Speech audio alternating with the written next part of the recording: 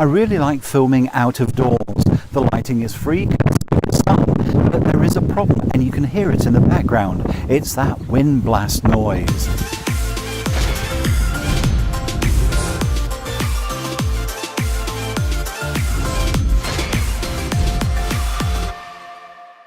Hopefully now you can't hear that wind blast noise. The reason for that is because I've put a windjammer or a dead cat onto my microphone, and what it's doing is taking out that energy in the wind. Now, you'll have seen these used by journalists and videographers on the TV, where they've got those furry things on their microphones. The trouble is that they're quite expensive, and as far as I know, you can't get one for to fit over an iPhone, but you can get them to go onto little clip mics like this one. They're still quite expensive for what they are, but you can make one yourself, and I'll show you how you can make your own little dead cat or windjammer for your videography. So to make your own windjammer or dead cat, you need some fur. No, not that kind of fur, this kind of fur. It came from a toy supplies company. It's elasticated material on, well, slightly elasticated material on the back side, and on the front it's black fur, about 1 centimetre and a bit, maybe 2 centimetres at most long. We're only going to need about a rectangle about that size cut from this. Some decent scissors, because it is difficult to cut through. And finally, a pair of staplers. You can sew it if you want, but staplers are much quicker. So I'm going to cut maybe 1.25 inches of a rectangle that way, and in that direction maybe 2 inches, something like that. So with a decent pair of scissors, just cut along those lines. And what you will find is that you'll have cut through some of the fur, and some of that fur will come loose, so just pick it off and get rid of it. Get rid of that.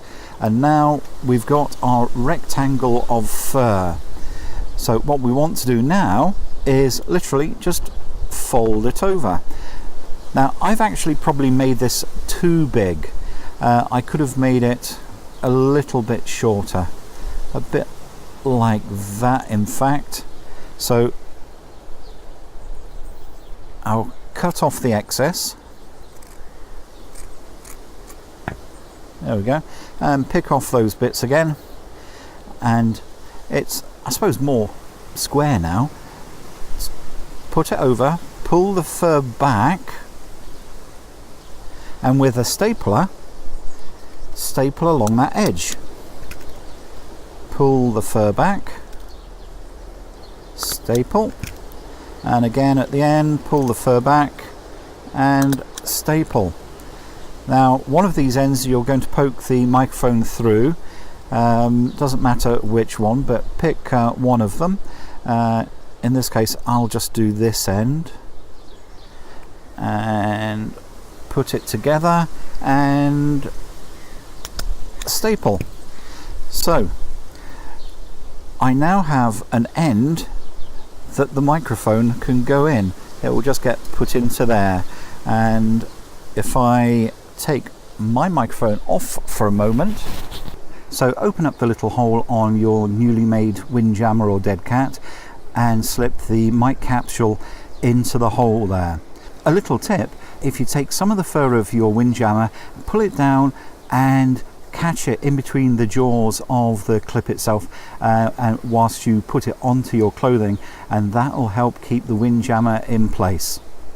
So that's how you make your windjammer or dead cat for your little clip mic. It's inexpensive, costs maybe $5–6 at most, and it does work.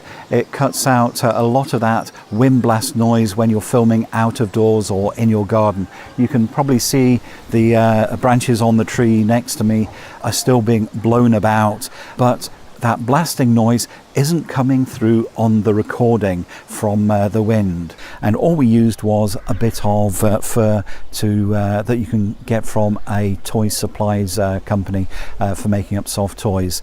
It could be even cheaper if you find an old soft toy that you can cut up and recycle into your own Dead Cat or Windjammer.